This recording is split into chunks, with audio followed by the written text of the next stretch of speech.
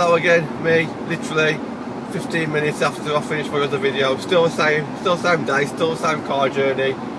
5th of August. I've still got more to say on this subject. So, I've come across a bit negative there, I did. I was thinking back and I'm looking, it's not the end of the world, is it? So, let's start back with Alex Greenwood. Yes, she's going to be a big loss, but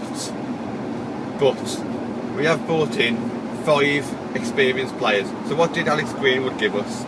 She gave us the experience and leadership, has given us a variety of different positions she can play in, i.e. left back and midfield, where she played a bit last season as well. We have grown in those areas. We've grown in the midfield since last season, haven't we? You know, with the introduction of Groningen and Hayley Ladd. So we're not going to miss her in the midfield. We will, but like not to the extent, you know, it's different to worry about, let's put it that way. I'm still not happy that it's left, but I'm just trying to calm myself down a little bit. Bear with me. I'm just talking my way through this.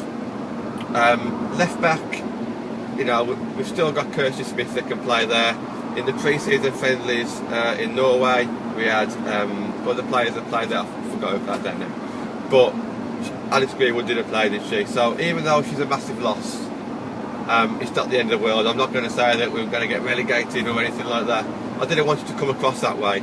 Look, I am happy for her. Obviously, it's a great compliment to her that she's managed to get rewarded for her efforts. I think of the 25-year-old, she's now going to be playing with fellow England internationals in the best club in Europe. And this is, like I said, this is credit to Man United because she was our captain last year. So it shows how good she is and how good we've been that she's, you know, shone and got noticed by this club. So yeah, who's going to be captain? I could see Millie Turner. I think if Casey Stoney knew that a bid had come in for Alex Greenwood this time last week, then she'd probably put Turner as captain in Norway for a reason.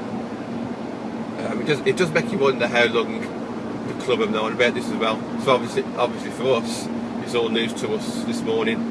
Last night it got revealed at about 10 o'clock. It does make you wonder what plans have been put in place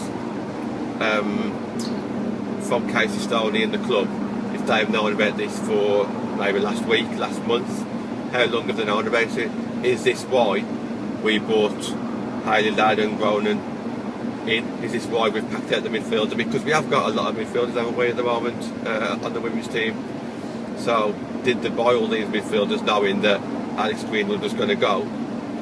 And have they not replaced a left back because they know that there's a bit of versatile players that can play there in maybe Kirsty's absence, or as if she's going to start?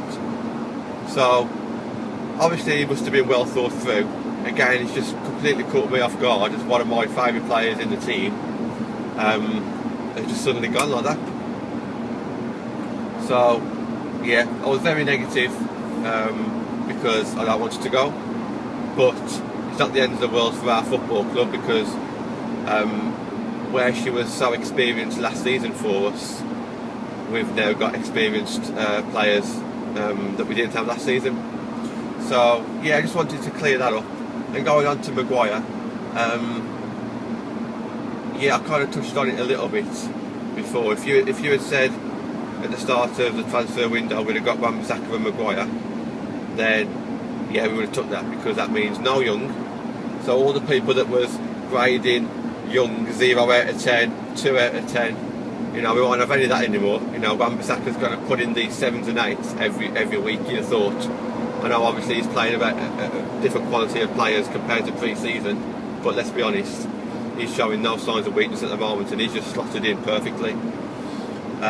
Maguire knows what he's doing, he knows the Premiership, he's got English people around him who he's played with for England, so I do genuinely think he's going to settle in well.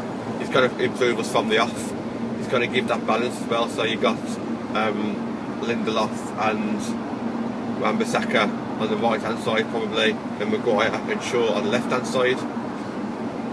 So last season we had no right side, now we've got a left and a right side with a fair bit of balance there. Obviously we don't need to see Smalling and Jones as often, or Rojo.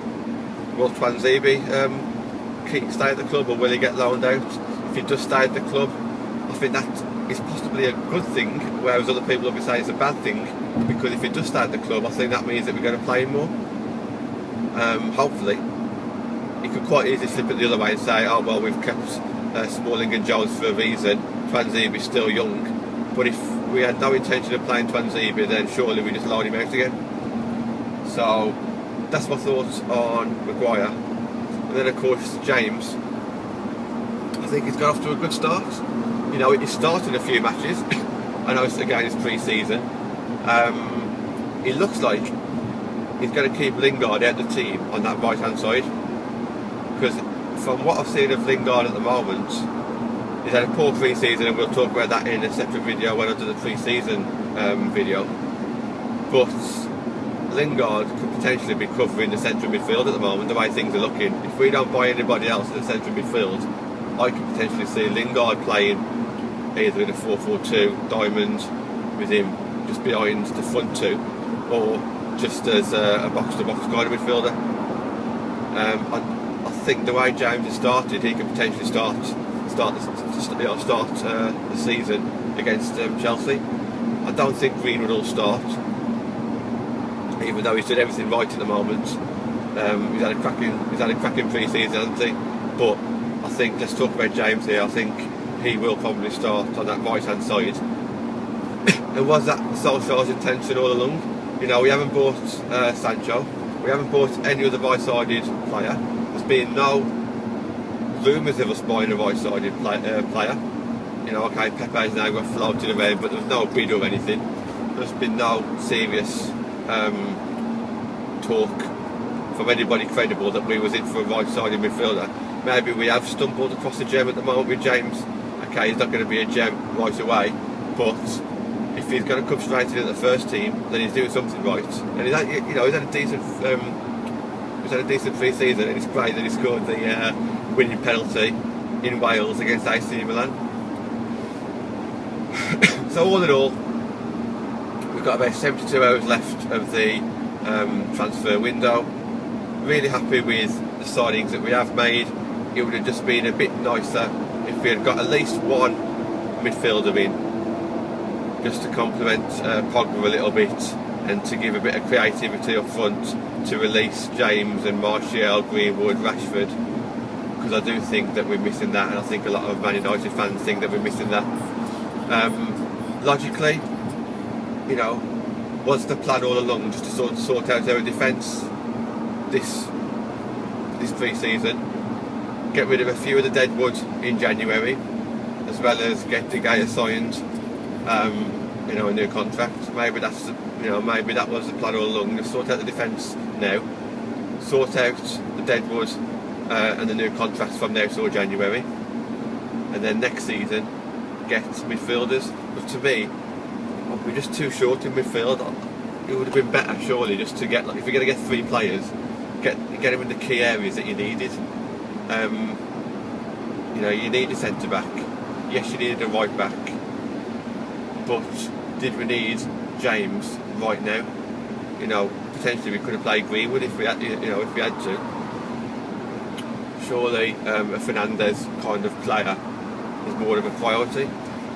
Then it comes down to, have we got the money? Obviously we got the money. Was we prepared to spend the money? Look, this conversation just keeps on going on and on and on. I got loads of things going through my mind here at the moment, but like I said in my previous video, the closer we get to deadline day, the more edgy I'm getting, because I can't honestly think, I can't see anything else happening, because it was so unlikely that someone's going to come out of nowhere to sign in the next 3 days.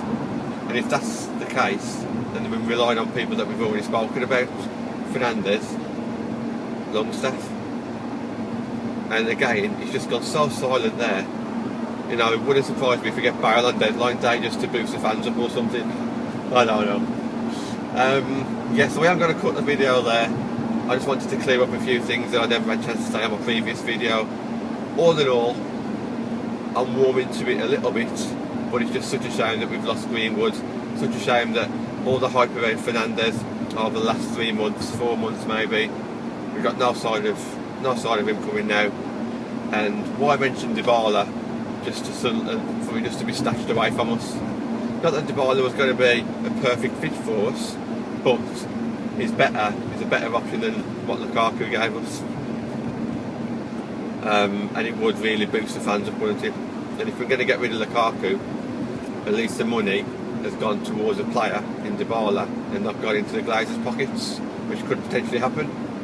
And if we do end up selling Lukaku, let me get this right, if we end up selling Lukaku for something like 75 million, that means we would have only spent about 70 million net this summer on a season where we was promised to rebuild. Again, you know what's going to come then, another Glazer out protest. It's probably going to happen anyway. Even if we do end up getting Fernandez, I still think there's going to be something happening next season. I could talk today, so I am going to leave it there. Feel free to follow me on Twitter, John Foster, MUFC, JON Foster, MUFC, and yes, I'll see you in the next video where I'll probably be talking about pre-season games, how I felt that we've got on there, and also probably some sort of conclusion with transfer deadline day. So yeah, a couple of videos to look out for there, and I'll see you then.